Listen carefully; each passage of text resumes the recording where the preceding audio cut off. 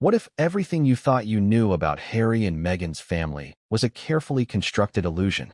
What if their sweet, charitable visit to an LA community kitchen, complete with smiling children, warm embraces, and camera-ready compassion, wasn't about giving back at all, but about hiding something? And what if the real story didn't unfold in a press release or a polished video, but in a hushed whisper from a kitchen worker who saw something she wasn't supposed to? This isn't just another PR blunder. This is a full-blown credibility crisis, and it all unraveled in less than 10 minutes. Before we continue, please hit the like button, subscribe to the channel, and turn on the notification bell for updates. Let's be honest, we've seen the Sussexes pull off plenty of staged moments before. From coordinated Netflix documentaries to overly scripted interviews, their brand is image management. They know how to control a narrative. But this time, the narrative slipped through their fingers. And when it did, something shocking came to light. The event seemed wholesome on the surface. Prince Harry and Meghan Markle, alongside their two young children, Archie and Lilibet, spending a heartfelt day at a Los Angeles kitchen, giving back to the community. Cameras followed. Staff smiled. Archwell issued a glowing statement about the power of kindness and lifting up local heroes. It should have been a slam dunk. Instead, it sparked a firestorm.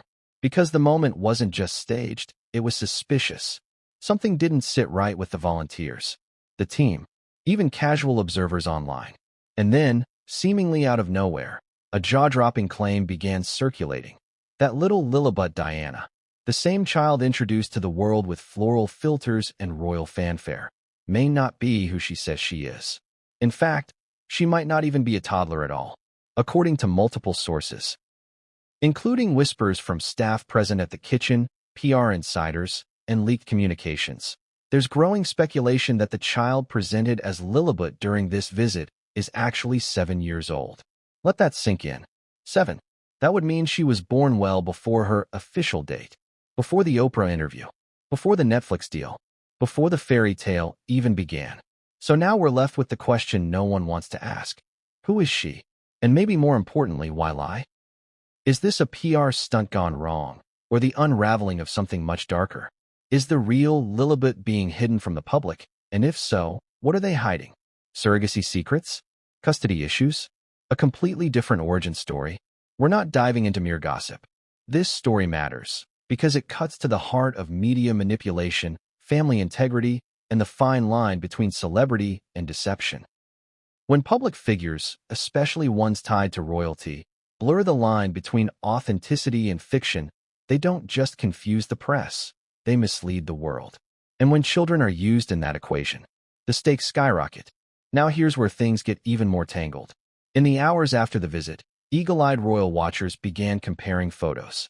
They noticed inconsistencies, from the child's size and facial structure, to her speech patterns, to how Harry and Meghan interacted with her. The usual warmth felt calculated, at times even cold. One volunteer claimed the child spoke with vocabulary far beyond a 2-year-old's. Another allegedly overheard Meghan snapping at someone for referring to Lilibet as a baby.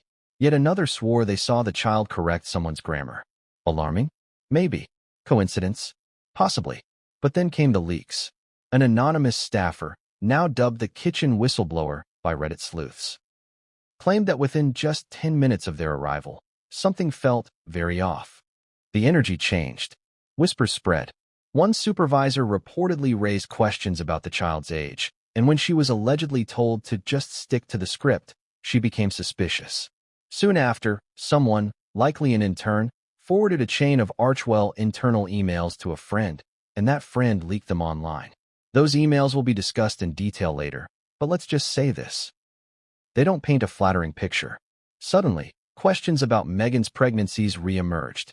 Remember the speculation around her supposedly folding baby bump in 2019? Or how she was rarely photographed during the Lilibet pregnancy? The rumors of surrogacy, the tight-lipped birth announcements, the redacted hospital details? All of it rushed back to the surface. And then, right on cue, royal insiders began to whisper. Not on record, of course, the palace plays the long game. But off the record, you'd be stunned how many are saying they never believed the timeline added up to begin with. Here's where the emotional spike kicks in. If this child is 7, if the public has been shown staged, filtered, or even swapped images of someone else for years, then this isn't just about celebrity vanity. It's about trust. It's about what it means to put children in the spotlight as props. It's about ethics. Something the Sussexes claimed to hold above all else when they left the royal family. Because this would mean they didn't just flee the UK to protect their children's privacy. They fled to reshape their narrative entirely. And then there's the timing. Why stage this visit now? Why bring both children when they so rarely do? Some believe it was an attempt to pivot, to distract from recent PR disasters, failed deals, plummeting popularity, and mounting criticism over their authenticity. What better way to score headlines than a cute family photo op at a soup kitchen? Except it backfired. This wasn't a spontaneous visit. This was a precision-planned operation, complete with NDAs, rehearsed lines, and timed media releases. And still, the mask slipped. And now, social media isn't buying it. Even loyal Sussex fans are growing quiet. Reddit is ablaze with threads dissecting Lilibet's supposed age. TikTok influencers are comparing voice clips. Even mainstream outlets are circling the story cautiously, hinting at timeline inconsistencies without diving all the way in. Because they're scared. Scared of libel, sure, but also scared of what this might mean. If the theory is true, if Lilibet is 7, then who else is complicit? What networks covered it up? What agencies enabled the facade? And the biggest question of all, where is the real Lilibet Diana Mountbatten-Windsor? Or, is there even a real Lilibet to begin with? That's the mystery. And over the next hour, we'll pull every thread. We'll dissect the timeline. We'll analyze the leaked messages. We'll hear from insiders who witnessed the kitchen meltdown firsthand. We'll revisit Meghan's murky birthing history, dive into the conspiracies that are no longer fringe, and expose how one visit, just 10 minutes long, may have cracked open a story that's been tightly sealed for years. Because when kitchen staff start asking questions, and PR interns leak emails, and children start correcting grammar they shouldn't understand yet, something is very, very wrong. And the palace? Silent, as always. But they know. They've always known. And what happens next, what we're about to uncover, might just explain why they've never said her name in public. Not once. But what came next would change everything, and no one saw it coming. What happens when the story you're telling becomes too perfect, too choreographed, too polished for reality? Because let's be honest, there's a big difference between a heartfelt visit and a cinematic scene. And this wasn't charity. This was choreography. From the moment the Sussex convoy pulled up to the community kitchen in downtown Los Angeles, something felt off. Too smooth, too clean, too glossy. The lighting was perfect. The angles were carefully preset. The photographers? Already in position before the family even stepped out of the car. Tell me, have you ever seen a spontaneous act of service with a lighting crew? Let's rewind to the exact moment they arrived. Meghan stepped out first, wearing an immaculately tailored camel coat over a white blouse, hair down in soft curls, gold earrings glinting in the sunlight. Harry followed, dressed down in casual navy slacks and a relaxed linen button-up, playing the part of humble royal-turned-everyman.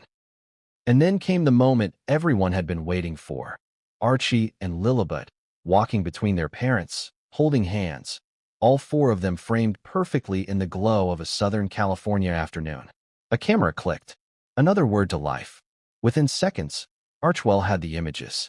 And within minutes, those images were live on social media, wrapped in captions about giving back and building compassion through service. But here's the thing. None of it felt real. And we're not just talking about the performative smiles or the color-coordinated wardrobe. We're talking about the energy, the interactions, the way people were behaving. Volunteers had been told the night before that VIP guests were arriving. But what they didn't know, until it was far too late, was that they weren't just feeding the hungry that day. They were feeding a royal brand narrative. Catering, ironically, to the catered. At 10:15 a.m., a small team of handlers entered the kitchen and began rearranging stations. Someone adjusted the soup station's backdrop. Another assistant laid out fresh produce, reorganized for aesthetic symmetry. When a staff member asked what was happening, the answer was tight-lipped. High-profile guests. Just smile and follow instructions. And then, someone pulled out a call sheet. Yes, a call sheet. Like on a film set. It detailed arrival times, angles, staging areas, and, most bizarrely, several bullet points under the label child positioning. That's right. Not child safety. Not family coordination. Child positioning.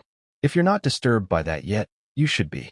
Because what followed looked less like a day of service and more like an audition. Each child was assigned a camera zone. Staff were told to avoid crossing behind them, to smile in proximity shots, and, get this, to avoid engaging with the children unless directly addressed. Who writes that about toddlers? And why would you need to? Unless, of course, something doesn't add up. Now here's where it gets strange. One of the volunteers, a woman in her mid-50s who'd worked at the kitchen for over 5 years, noticed something immediately. And it had nothing to do with cameras or production. It had to do with Lilibet. She just didn't act like a toddler, the woman would later say in an anonymous leak posted to a private Reddit thread. She was too self-aware. Like she knew exactly what to say, what not to touch, and how to move when the cameras were around. It was eerie. At first, the staffer dismissed it. Maybe the child was just unusually well-behaved, or gifted, or precocious. But then, Lilibet corrected someone. One of the younger volunteers, barely 19, asked her if she wanted to help with the little food packs, and Lilibet responded, in a sharp, articulate tone. Actually, they're called rations, and I'm not little. Everyone paused. It wasn't just what she said, it was how she said it. No baby voice. No toddler mumble. Clear. Direct. Slightly annoyed. Now, you might be thinking, okay, maybe she's just a bright child. Lots of kids have advanced vocabularies. No big deal. But the kitchen workers couldn't stop whispering, especially the ones with kids of their own. She looked about 6, maybe 7, another volunteer claimed. Tall, confident, and the way she held herself. Like she'd been through rehearsals. The PR team didn't help. They hovered constantly. Every time someone tried to speak with the children, even just to offer them juice or a cookie, an Archwell handler would gently step in. No photos, please. Stay on script. Eyes forward. Again, we ask, this is a charity event, right? Why does it feel more like a royal press junket? Now, let's talk about Meghan. Observers say she was tense, hyper-aware, smiling, yes, but only when the cameras were raised. One kitchen staffer described her smile as mechanical, like it was flipped on and off at will. And every time someone mentioned Lilibet's age, whether in conversation or casual remark, Meghan's demeanor changed. She went cold, said one of the dishwashers, like someone had pressed a button. At one point, a staffer asked cheerfully, "So is she too now?" Meghan reportedly blinked, paused, then muttered something like, "She's where she needs to be." What does that even mean? Another staffer, this one new to the team and unaware of the protocol, asked to take a photo with the family after their service shift. Harry declined. Meghan offered a soft, maybe later. Then one of the PR staff stepped in and flat out said no. But here's the twist. While that staffer was leaving, she caught a glimpse of an iPad being used by one of the media handlers. On it was a live editing feed. Not just photos, but filters. Skin tone smoothing. Eye brightening. And in one particular frame, Lilibet's height had been subtly cropped. Let that sink in. They were actively adjusting the proportions of a child in real time. That's when the staffer began to ask around. Quietly, carefully, whispering in corners. How old is that girl really? Is it really Lilibet? Has anyone actually seen her before? The whispers grew louder. And soon, one of the senior volunteers pulled aside a kitchen director and asked a direct question. Do we know who these children are? The director, according to multiple accounts, didn't answer, just gave a tight smile and walked away. But it was too late. The seed of doubt had already been planted, because it wasn't just that Lilibet seemed older, or spoke too fluently, or acted rehearsed. It was the total control of her presence, the lack of spontaneity, the avoidance of unscripted interaction, the way handlers gently blocked her from interacting freely with other children in the room. Like they were protecting a secret, or hiding something. By the time the family left, barely 90 minutes after arriving, the kitchen had gone silent. No celebratory hugs. No lingering conversation.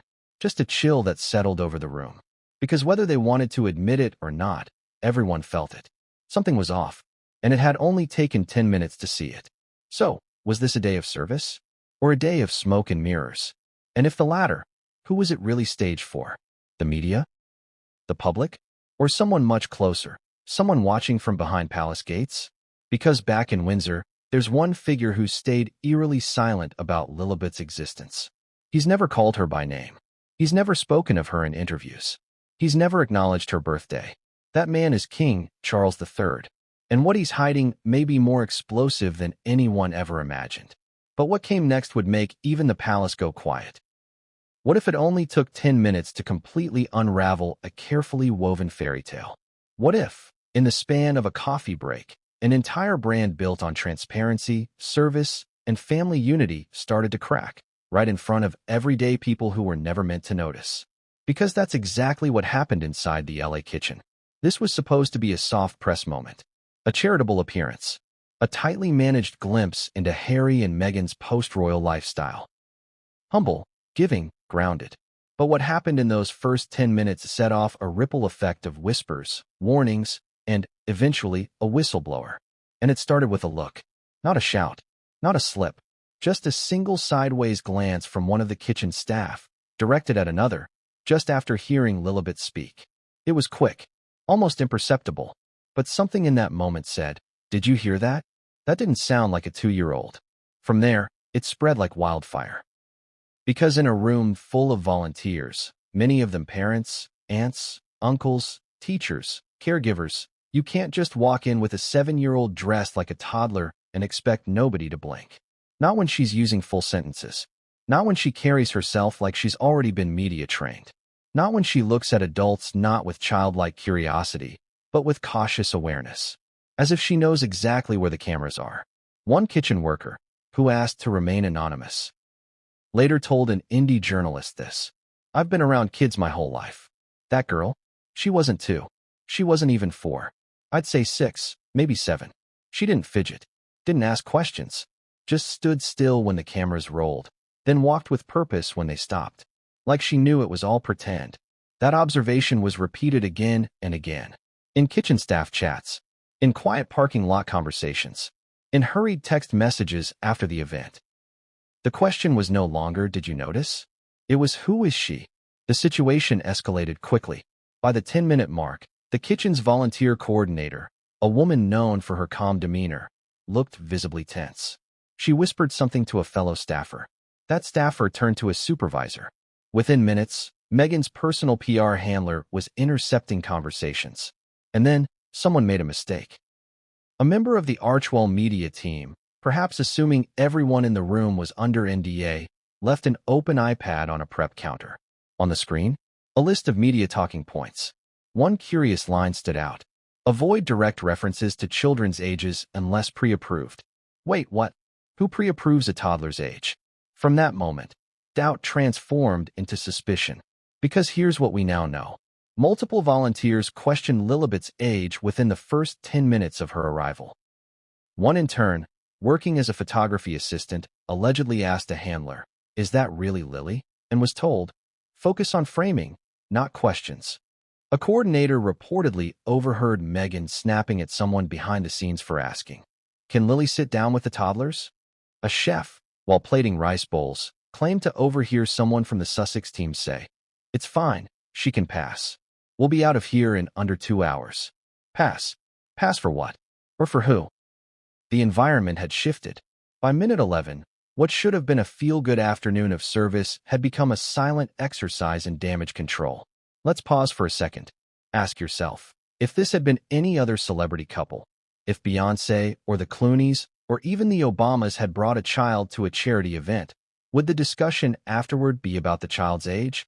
No, because normally, it's obvious. Children are children. They fidget. They cry. They stumble. They ask silly questions. They don't speak in rehearsed phrases or avoid spontaneous contact, unless something is being orchestrated. And now, insiders are confirming that the LA visit was planned down to the minute, including the children's movement, their positions in photographs, the script for Meghan's opening remarks, the hand signals used by handlers to direct photographers when to click and when to pause. This wasn't a visit. This was a show. And the audience, the volunteers, were supposed to stay quiet, smiling in the background. They were extras, until one of them couldn't take it anymore. Let me introduce you to Marisol. Not her real name. For her protection. She's a 42-year-old single mother of 3. She's worked at the LA kitchen for nearly 6 years. That day, she was assigned to coordinate children's activities in the side room, coloring books, snacks, simple games. She wasn't supposed to speak to the Sussex children directly, but Lilibet wandered in, unattended. Marisol greeted her kindly, offering a plush dinosaur toy. Lilibet didn't take it. Instead, she said something that chilled Marisol to her core. I'm not supposed to play right now. They need me in the picture. Think about that. A child, supposedly 2 years old, refusing to play because she needed to be in the picture. Not in the photo. Not take a picture, but the picture. Marisol watched as Lilibet adjusted her own coat collar and walked back toward the main hallway. Head high, eyes forward. She moved like a pageant girl, Marisol would later recount. Like she'd been told this moment mattered more than being a kid. Later that night, Marisol sent a message to a friend who worked part-time for a local gossip blog. The message read, "They brought a kid. Called her Lilibet. She's at least 6 or 7. I'm sure of it." Everyone was too scared to say it out loud. But it was weird. Too weird. I think something's going on. That message was screenshotted, then leaked, then reposted, and then everything exploded. Because that's the moment the Lilibet age theory went viral. Reddit threads emerged. Side-by-side photo comparisons flooded Twitter. Amateur voice analysts dissected clips. TikTok creators posted frame-by-frame breakdowns of Lilibet's stride, posture, and hand movements. And someone dug deeper. A British tabloid received an anonymous tip pointing to a private school registry in Santa Barbara. A girl, with Meghan's maiden name listed as guardian, allegedly enrolled 5 years ago. Coincidence? Or confirmation? Here's the kicker. After this information started gaining traction, Archwell's media team scrubbed all digital traces of the LA kitchen visit within 24 hours. Photos were pulled. Captions were changed. Comments were disabled. And the kitchen? Issued a short, sterile statement. "We are grateful for the visit from the Sussex family. No further comment." No further comment? Why would a charity, one that thrives on publicity and donor visibility, go radio silent after a royal appearance? Unless they'd been told to. Strongly. And who has the power to silence a charity? Not Meghan. Not Harry. But someone higher up. Someone watching closely. Someone very aware of what happens when a story gets too big, too fast. And yet, for all the palace's silence, for all Archwell's deletions, the damage was done. Because the people who were in that kitchen, they saw what they saw. They heard the child speak. They saw her walk, carry herself, correct adults, reject playtime, monitor the cameras. And most importantly, they felt the tension. That kind of thing can't be edited out. Not by PR. Not by filters. Not by palace pressure. In the end, the truth has a funny way of leaking out. Especially when it's hiding in plain sight. And if Lilibet isn't 2 years old, if she's really 7, then the story we've been told about pregnancies, births, and royal bloodlines starts to look very different. But what if this isn't just about a kitchen visit? What if the deception runs far deeper, going all the way back to Frogmore Cottage, Oprah's garden, and the very first photo of baby Archie? Because just as the kitchen volunteers began connecting dots, another theory surfaced. And it all starts with a woman who hasn't been seen publicly in years, Jessica Mulroney. And what she knows could blow the entire thing wide open. What if the child we've been told is named Lilibet Diana, born in 2021, introduced in filtered black and white photos, cloaked in secrecy from her first breath, was actually born in 2016? What if the entire narrative was backdated? Because that's exactly what this 7-year-old theory is alleging. And it's no longer confined to anonymous Twitter threads or conspiracy corners of Reddit. It's gained traction. And now, journalists, genealogists, and even AI facial recognition analysts are starting to pay attention. But how does a child lose 5 years? How does a public figure, a global name like Meghan Markle, manage to convince the world her child was just born when, according to growing whispers, that child may have already been walking, talking, and even attending school? Let's step back. Following the LA kitchen visit, public interest exploded. Theories multiplied. Internet sleuths began combing through every piece of available data. Old interviews, baby bump photos, birth announcements, even paparazzi snapshots once dismissed as irrelevant. And the inconsistencies are chilling. Start with the basics. Lilibet Diana Mountbatten Windsor was allegedly born on June 4, 2021 at Santa Barbara Cottage Hospital. That's the official story. But to this day, not a single member of the press has seen a birth certificate with unredacted medical records. No doctor has gone on the record. No photos of Meghan entering or leaving the hospital. No ambulance. No security footage. No statements from nurses. Compare that to Princess Charlotte's birth, or even Archie's. The media circled hospitals. Timelines were airtight. Royal correspondents were briefed. There was ceremony, structure, procedure. With Lilibet, silence. Then came the photo discrepancies. The first official image of Lilibet was released 6 months after her birth, and it wasn't a press photo. It was an overly staged family moment, taken by a photographer friend, with warm tones and a soft blur. Lilibet's face was only partially visible. Why the delay? Why the filters? Why the insistence on maintaining this distance? In December 2022, Netflix released the Sussexes docuseries. It included a few more photos of Lilibet. But even then, something felt off. Her face appeared different across shots. Her size varied. In one clip, she looked like a toddler. In another, more like a kindergartner. Meghan's voiceover added to the confusion. She's such a light, so curious about the world. So wise. Wise. For a child barely 18 months old, royal watchers started digging. One amateur genealogist in Scotland ran a facial age estimation algorithm on Lilibet's known photos. Using frame-by-frame analysis from the Netflix series, she input the images into an AI age progression tool. The result? Estimated biological age, 5.9 years. Not 2, not 3, nearly 6. And that's when another user, this one based in Vancouver, posted an eerie claim on a private forum. I worked in a Montessori preschool in Toronto in 2019. A girl named Lily Windsor was enrolled briefly under a pseudonym. She had Meghan's cheekbones. Same voice. Same mannerisms. They pulled her out after 3 months, claiming relocation. True. Unverified. But suddenly, more anonymous stories began to pour in. Stories of a child seen with Meghan long before 2021. At airports. In yoga studios. At private homes in Los Angeles. The common thread? No media coverage. No announcements. Always shielded, and always explained away.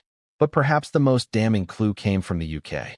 A palace insider, described only as deeply embedded within royal administrative circles, leaked a document to an international tabloid. It wasn't a bombshell. In fact, it was subtle. Just a line item from an internal registry. It listed royal descendants by date of birth, titles, and bloodline confirmations. Archie's entry? Present. Verified. Lilibet's? Absent. Not pending. Not withheld. Simply not listed. That document reignited theories that have plagued Meghan since 2019, theories of a secret child, or worse, a recycled identity. Could it be that Lilibet wasn't born in 2021, but was hidden, off the books, until she could be introduced under controlled optics? The implications are staggering. If the theory is true, it would suggest a conspiracy spanning multiple years, involving PR firms, medical records, stage photography, and media collusion. It would mean Meghan and Harry retroactively assigned a birth date to a child already walking and talking. But the question is why? Why fabricate a timeline? Why stage a late birth? Why erase 5 years of a child's life, only to reintroduce her as a royal toddler? There are several prevailing theories. 1. The surrogacy cover-up theory. This theory posits that Meghan did not give birth to either Archie or Lilibet, and that both were born via surrogacy. However, due to archaic royal bloodline rules, this would disqualify the children from certain titles unless handled discreetly. Thus, Lilibet, possibly born via a surrogate years earlier, was held from the public until the Sussexes could leave royal duties and stage her arrival in the U.S. 2. The custody complication theory. Another theory suggests that Lilibet was born during a time when Meghan was still under tight royal control, possibly while still married, possibly even before the wedding, and that legal custody issues prevented her from being introduced until the Sussexes broke free. Wild. Yes. Impossible? Not necessarily. 3. The branding optics theory. Perhaps the most cynical theory of all, the Lilibet product needed to arrive after the Oprah interview, after the Netflix deal, after the Spotify millions. A new baby, introduced post-exile, would symbolize rebirth, healing, distance from the crown. If Lilibet had been introduced in 2016, she would have been linked to Meghan's early struggles. But in 2021, she was hope, innocence, future, a brand asset. Let that sit. What kind of parent or public figure backdates a child's life for branding? And yet, that's what growing numbers of people believe has happened. Still not convinced? Let's revisit something that was almost forgotten. Jessica Mulroney, Meghan's once best friend, her stylist, her right-hand woman during the early royal years. They were inseparable, until suddenly, they weren't. In 2020, Jessica was embroiled in a racism scandal. Meghan cut ties overnight. No statement, no defense, just a silent erasure of one of her closest allies. But some believe the breakup had nothing to do with the scandal. Instead, insiders say it had everything to do with what Jessica knew. Back in 2016, Jessica was seen frequently with Meghan, often with a child in tow.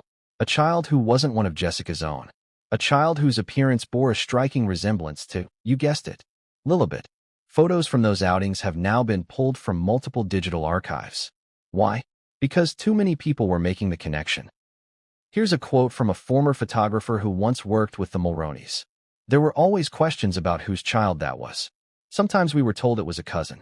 Other times, we were told it was a friend's daughter. But the way Meghan looked at her, protective, always shielding her from paparazzi, it didn't feel like babysitting. It felt like motherhood. And now, we circle back to the LA kitchen. To the child who looked too tall, spoke too clearly, and stood too still. To the staffers who dared whisper the unspeakable. She's not two. To the email leaks referencing internal panic. Age is becoming a problem again. To the stunned reactions. The filtered photos. The hasty departure. It all fits. The real story isn't about a kind-hearted family helping at a soup kitchen. It's about a crack in the illusion. A mask slipping, for just long enough to expose the machinery behind it all. So now we ask you directly, do you believe Lilibet was born in 2021? Or have we all been played? Because in the next chapter, we're pulling the curtain even further. And it begins with a file, a string of panicked messages, and one subject line. This visit is not what it seems. What do you do when a lie is on the verge of slipping through your hands? If you're Meghan Markle, you don't wait. You get ahead of it. You tighten the optics. You activate the team. You lock down every angle, every narrative, every breath the public is allowed to take. Because this isn't just a PR strategy, it's a fortress. And inside that fortress is a room filled not with flowers or family photos or children's toys, but with call sheets, crisis plans, digital blacklists, and silence contracts. And on the day of the LA kitchen visit, that fortress went into overdrive. It began the night before. According to a leaked email thread first circulated on an encrypted chat server and later obtained by freelance digital reporters, the planning for the LA kitchen appearance was anything but casual. It involved no fewer than 3 private security briefings, 2 NDAs for temporary kitchen staff, and one ominous line that now feels impossible to ignore. Subject: confidential, family exposure protocol. Ensure no staff or volunteers engage directly with either minor unless directed. Avoid all age-related commentary. No references to past events involving children. All external footage to be routed through Archwell oversight. Let's pause for a second. Why would any of this be necessary for a charity visit with children? Why the gag orders? Why the editing mandates? Why the legal armor around 2 supposedly innocent toddlers? Because deep down, the Sussex machine knows. The illusion is paper thin, and it all traces back to Meghan's PR command center. Let's unpack it. Sources from within the Archwell ecosystem, many of them ex-employees, freelancers, and partners who have since broken ranks, describe Meghan's PR operation as one of the most meticulously managed celebrity machines in existence. More tightly wound than Beyoncé's. More curated than the Kardashians. There's a reason for that. Meghan doesn't have the luxury of letting reality slip through. Not when she's crafted herself as both victim and visionary. Not when her brand demands she be relatable and untouchable, all at once. So every appearance, every project, Every Instagram post is subjected to an exhaustive internal pipeline. Here's how it works. Step 1. Optics mapping. Before any event is confirmed, a visual storyboard is created. How will Meghan appear? Will Harry be passive or warm? Will the children be featured or withheld? What is the emotional temperature of the moment? Staff refer to this as narrative coding. Each appearance is assigned a sentiment goal: optimism, resilience, elegance, motherhood, or in this case, redemption through service. Yes, they literally script the emotional response they want from the public. Step 2. Persona alignment. Each team member receives a brief about how Meghan's public persona should be presented. They're told which phrases to use, which expressions to encourage, even which photos to avoid retweeting if they don't fit the tone. For the kitchen visit, the alignment goal was reintegration with community, soft power, matriarch energy. That phrase, matriarch energy, comes up again and again in leaked memos. Meghan doesn't want to be seen as a struggling mother. She wants to be seen as a powerful maternal figure, overseeing both family and philanthropy. And nothing reinforces that image more than a calm, camera-ready Lilibet at her side. Even if Lilibet isn't actually a toddler. Even if she's 7. Step 3. Control layering. This is where it gets especially disturbing. Control layering refers to the redundant barriers put in place to ensure the event goes exactly as planned, regardless of reality. For the LA kitchen visit, those layers included 2 separate camera crews, 1 internal, 1 neutral, but under contract, an NDA stack distributed to all on-site volunteers, an advanced team that spent 48 hours inspecting the kitchen for unfavorable lighting angles, pre-staged interactions, scripted conversations Meghan was to have with staff, later leaked as candid moments, and most chilling, a live media monitor who sat in a backroom scanning social media during the visit in case anything went viral prematurely. Think about that. They were monitoring hashtags in real time as the charity work was unfolding. One of the interns who spoke to independent reporters after quitting her contract described it as like being inside a media panic room. No one was allowed to breathe unless Meghan's team cleared it. I had to ask permission to repost a smiling photo of a rice bowl, just in case it made the wrong person look too relatable. Too relatable? That's not PR. That's a cult of image. And when things started to fall apart, when whispers about Lilibet's age began circulating within the kitchen staff, that panic room activated its last resort, the cleanup protocol. Let's look at the second leaked email thread from Archewell's Crisis Communications Director. Subject: Urgent. Lily's age is causing issues again. Scrub direct age references from captions. Shift focus to community impact. Use only wide-angle shots. Archive internal footage with restricted metadata tags. NO distribution until green light from Markle Legal. Let's pause. Lily's age is causing issues again. That's not the wording of a one-off misunderstanding. That's the language of a recurring problem. Meaning, this wasn't the first time Meghan and her team were concerned people might notice something about Lilibet. This wasn't just a kitchen anomaly. It's a pattern. There are reports of similar cleanups after the Invictus Games footage, their Montecito Christmas card release, the Netflix documentary scenes involving backyard playtime. Each time, observant viewers noticed something that didn't align. A slip in age, size, vocabulary, demeanor. Each time, the digital footprint shrank within 24 hours. And now we're seeing the strategy in real time. Within just hours of the LA kitchen visit, social media managers began issuing silent takedowns. Volunteers who had reposted photos were politely but firmly asked to remove them. Captions were rewritten. Keywords changed. Mentions of Lilibet were erased entirely on some platforms. And here's the kicker. Meghan's personal team issued a press summary that excluded the children altogether. Only Archewell's official account used Lilibet's name, and even then, just once, buried deep in the caption. A beautiful day with family and community. No age, no quote, no description, just enough to acknowledge, but not enough to verify. Why? Because the less detail you offer, the harder it is to be caught in a lie. And Meghan's entire media empire is built around controlling perception to the second. It's why she dropped Suits-themed content right before the show went viral again on Netflix. It's why she coordinated her children's public moments only around crisis points. Spotify backlash, Netflix flops, podcast cancellations. Lilibet, in this context, isn't a child.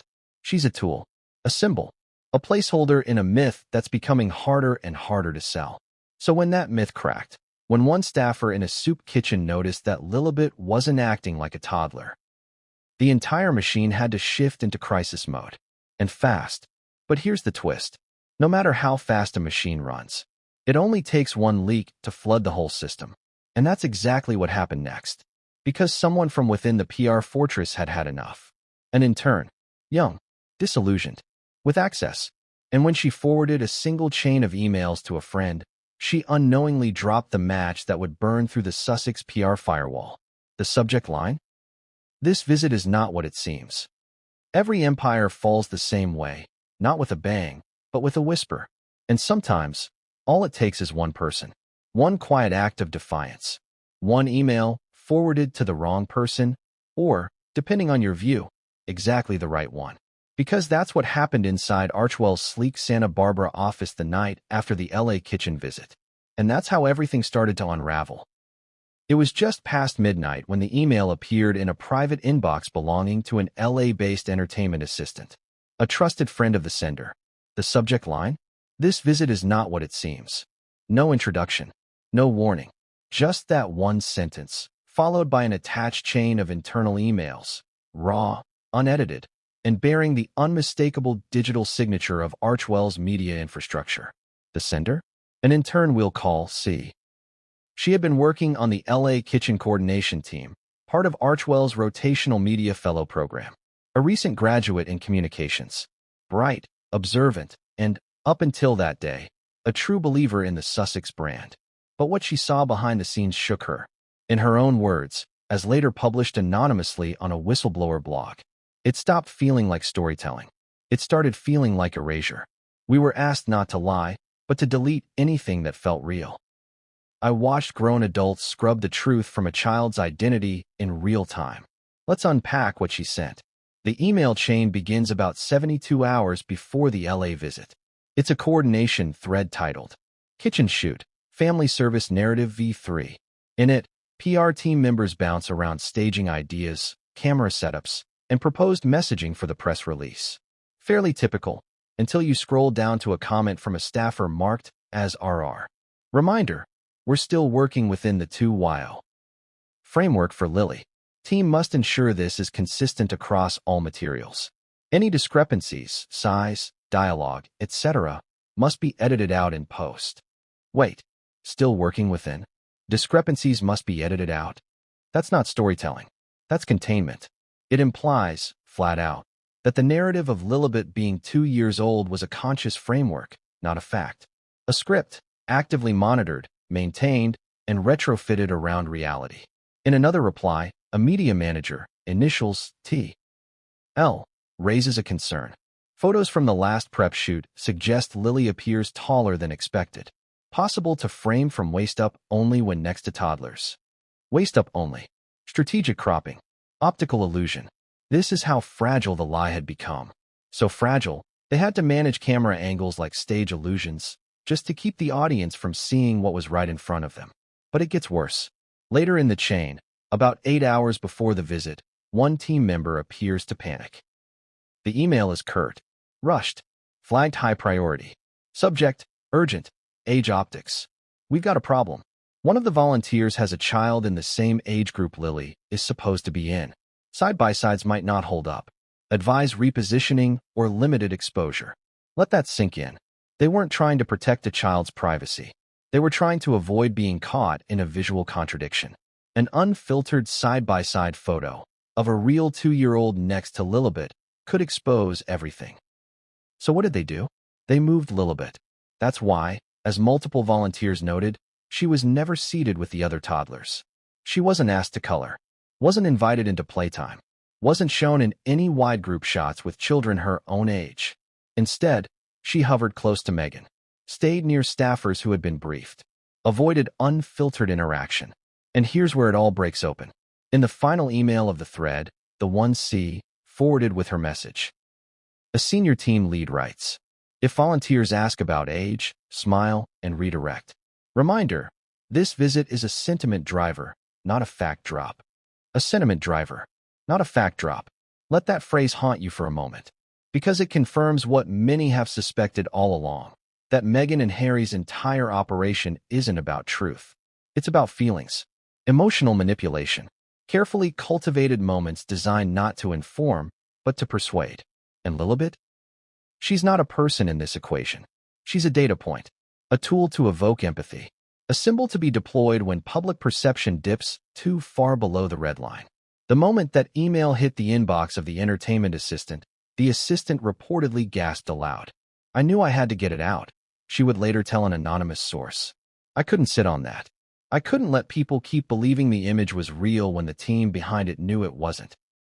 Within hours, the emails were uploaded to a private, password-protected whistleblower forum. They were soon picked up by a royal commentary blog, then screenshot and circulated across Telegram, Reddit, and eventually, as all scandals do, TikTok. And once TikTok got a hold of it, it was over.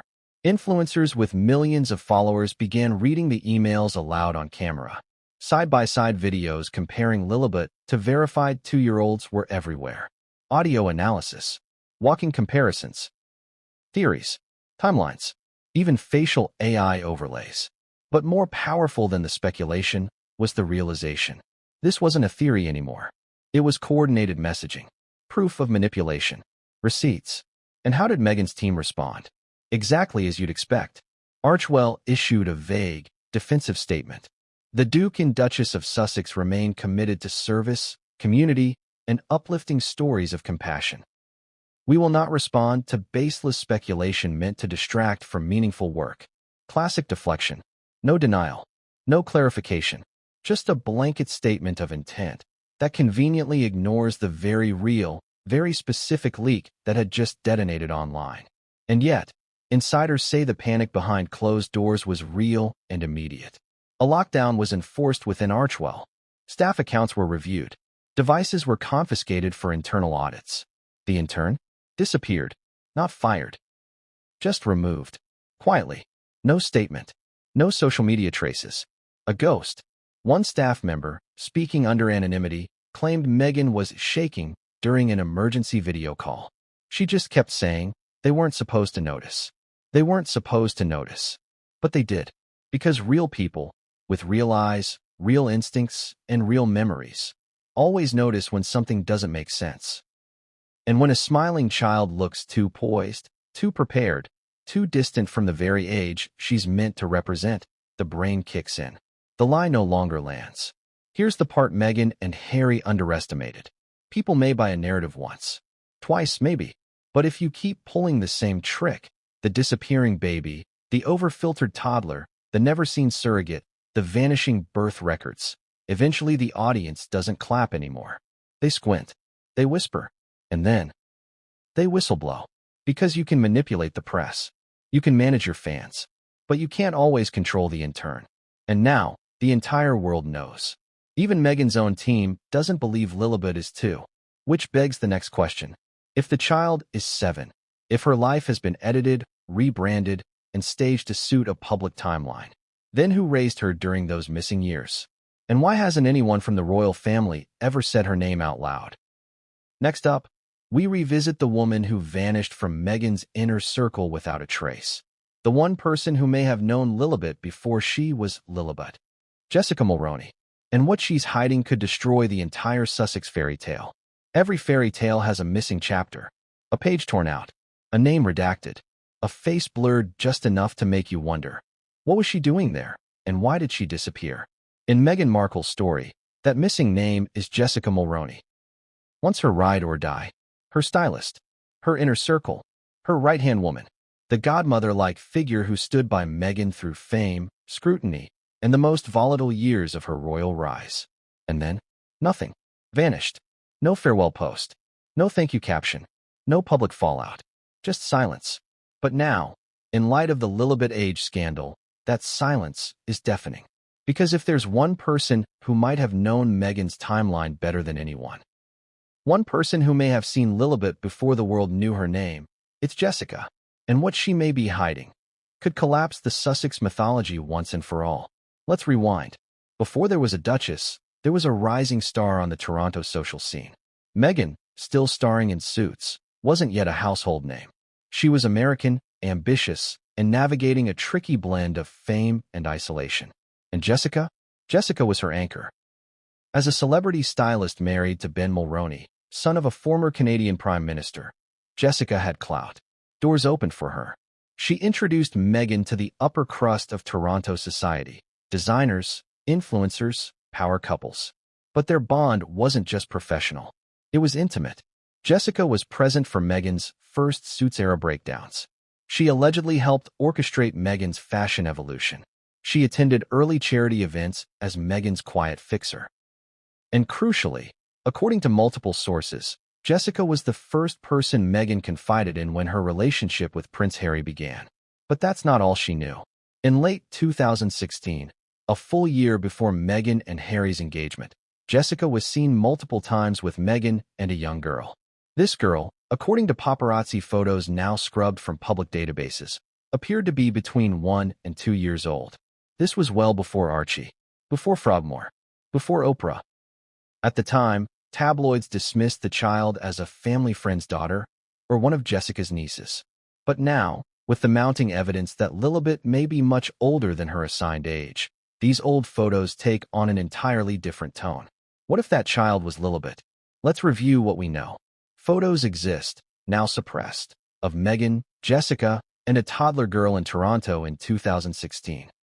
Meghan is seen shielding the child's face, avoiding paparazzi angles, and at one point, handing her over to Jessica like a mother passing off a daughter.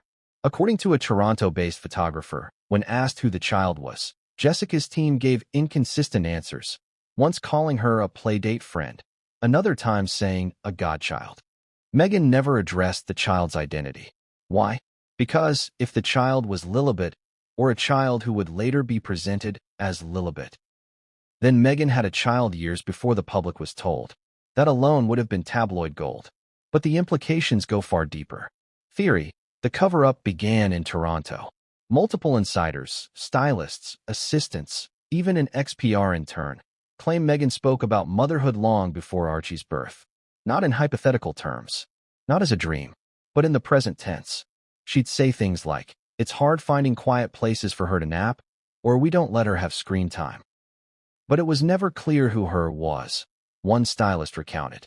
Another insider recalls Meghan flying to Los Angeles for several weekends in 2017, often without Harry, and always refusing to disclose the purpose of the trips. Some believed she was visiting her mother. Others thought she was quietly consulting lawyers about royal contracts. But now, some think she was visiting her daughter. And Jessica was the only one who knew. So why did they split? Fast forward to 2020. Jessica Mulroney becomes embroiled in a scandal after a public spat with a black influencer over white privilege and performative activism. The story goes viral. Meghan, who had recently spoken about racism in the royal family, cuts ties immediately. But this decision raised eyebrows. Fast, because until then, Meghan had defended Jessica against intense scrutiny. Their children had playdates. Jessica's twins were page boys at Meghan's royal wedding. The Duchess had even stayed with the Mulroneys during her early dates with Harry. So why the sudden cutoff? According to a former Archwell associate, the influencer scandal wasn't the real reason. It was simply the perfect excuse. There was already tension, the associate said. Jessica knew too much. She had too many old photos, too many memories, too many untraceable conversations. It's possible, even likely, that Jessica wanted to remain loyal. That she had no intention of betraying Meghan. But Meghan doesn't operate on trust. She operates on risk management. And Jessica had become a liability. She was too close to the original timeline. Too close to the real age of a certain child. So Meghan did what any image-obsessed brand builder would do. She erased her. No goodbye, no statement, no public reconciliation, just silence. And the public was expected to move on. But people noticed. Bloggers, royal watchers, commentators. They remembered the old photos, the chemistry, the proximity. And now, in the wake of the Lilibet age theory, they're remembering something else. In late 2020, months before Lilibet's official birth, Jessica posted a cryptic Instagram story of a young girl blowing out birthday candles. The caption? Time flies. You'll always be our little flower. No tags, no names, no context. But the girl? She bore a stunning resemblance to Lilibet. The post was deleted within an hour. And when asked, Jessica's rep claimed it was an old family friend. But here's where it gets chilling. That photo, once run through facial recognition software, was compared by digital sleuths to the only known full-face photo of Lilibet from her second birthday portrait. The match? 93.2% similarity. Let that number sink in. The same tech used by law enforcement to identify missing persons now suggests that Lilibet may have been photographed well before her public birth. And Jessica? She's refused all interviews since the Sussex split. She's gone dark on press. Only occasional style posts. No royal content. No comment on Meghan. No leaks. No memoirs. Because if she talks, she'll be buried in lawsuits. She'll be branded as unstable. She'll be destroyed, quietly, but efficiently. And yet, insiders believe she may have already spoken. An anonymous source who claims to have worked with Jessica during 2021 alleges that Jessica kept a private journal. One she occasionally dictated notes into using a voice app. Those dictations, reportedly backed up to a now-deleted cloud account, include entries labeled M and L. One entry, dated February 2021, allegedly reads, "She says she's due this summer, but I've seen her face when she looks at the old photos. There's a secret there. I know it. If true, that's a smoking gun. A witness. A confidant. A woman who saw too much and was silenced too soon. Jessica may never come forward. But her fingerprints, digital, emotional, historical, are all over this story. Because before there was a royal exit, a Netflix deal, or a day of service at an LA kitchen, there was a child.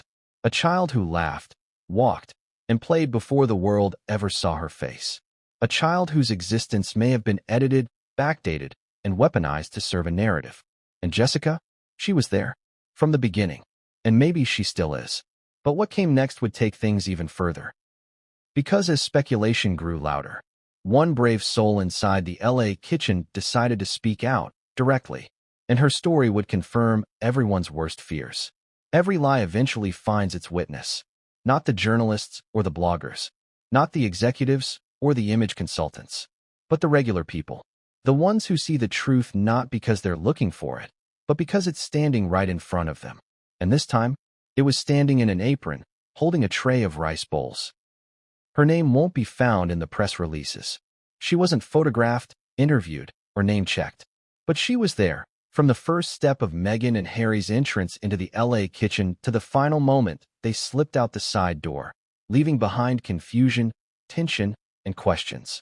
For privacy and safety, we'll call her Elena. Elena has worked at the community kitchen for nearly a decade. She's seen celebrities come and go, musicians, actors, even a few politicians. She's used to photo ops, to guarded entourages, to curated charity. But this felt different. And weeks later, after the photos had vanished, after the captions had changed, after the Archwell team had swept through digital history with disinfecting precision, Elena couldn't keep quiet. She reached out to a small but growing podcast known for breaking unfiltered stories, The Royal Split. No ads, no fluff, just anonymous sources and raw truth. And what she told them changed everything. Let's start with her first impression. I remember Meghan walking in first. She had this perfectly neutral expression, not cold, not warm, just staged. Her smile turned on as soon as the cameras clicked. But what really caught my eye was the little girl holding her hand. Elena assumed it was Meghan's daughter, until the girl spoke. She looked up at another volunteer who had offered her juice and said, clear as day, "No, thank you. I don't do sugar drinks on weekdays." Pause. A toddler doesn't talk like that. A toddler doesn't negotiate dietary structure or say weekdays. A toddler might cry, babble, point, not politely decline based on a nutrition regimen. And Elena wasn't the only one who heard it. The kitchen was full of people. Volunteers glanced at each other. One of them, a college-age girl helping clean trays, muttered, "Wait, she's two." Elena didn't think much of it at first. Kids develop differently. Some talk early, some don't. But as the visit unfolded, The evidence began to pile up. This little girl didn't move like a toddler. She stood still when told, never fidgeted, never got distracted, and she wasn't holding a toy or looking for attention. She was performing. One of the strangest moments came during a scheduled family engagement activity. Meghan, Harry, Archie, and Lilibet were supposed to pack snack bags together with kids from other local families. The setup was perfect. A long table, cameras in the corner, brightly colored baskets of food. But when it came time for Lilibet to sit with the toddlers, she didn't. She walked around the table, didn't sit, didn't touch the crayons. She just looked at the other kids like they confused her. According to Elena, the child's reaction was one of detachment, not shyness, but disconnection. As if she didn't understand why the other children were squirming, grabbing crayons, or babbling nonsense.